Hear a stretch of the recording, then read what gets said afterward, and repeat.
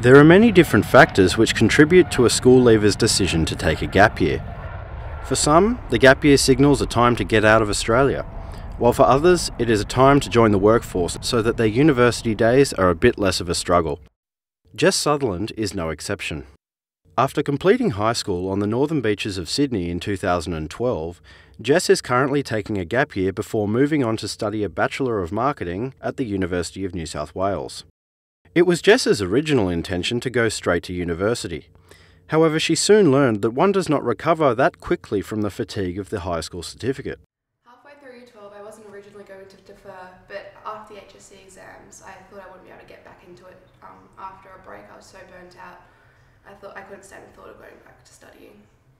Aside from taking some time to relax, Jess also chose to defer as she was uncertain about whether or not she really wanted to study. Halfway through Year 12, I wasn't originally going to defer, but after the HSC exams, I thought I wouldn't be able to get back into it after a break. I was so burnt out. I thought I couldn't stand the thought of going back to studying. This sort of uncertainty as to one's future endeavours is a huge factor in deciding whether or not to take a gap year. According to the National Centre for Vocational Education Research, or the NCVER, students who take gap years and choose to work do so because they feel the need to experiment with potential avenues of career before committing to study. I guess you can infer from that they may have been wanting to try out an occupation, they may have been wanting to get some labour market experience, they might want to try out a different course, or a different occupation. So behind it, I think there's some uncertainty about their pathway. She also notes that the highest proportion of gap year students are those who have more relaxed attitudes to their studies and who may not necessarily want to study at all.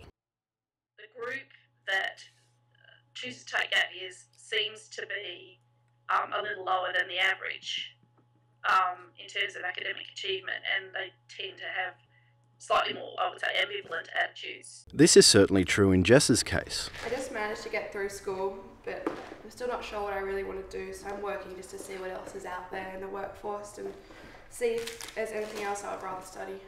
Jess is now working at the Mater Hospital in North Sydney in customer services.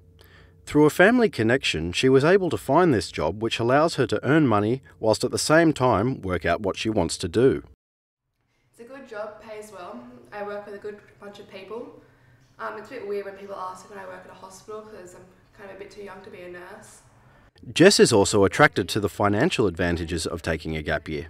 I'm currently saving for a car as well as some time overseas, so it was a good idea to take a gap year financially, but the only problem is that I'm earning a lot more than I ever have before, so it'll be hard to sacrifice that when I go back to studying.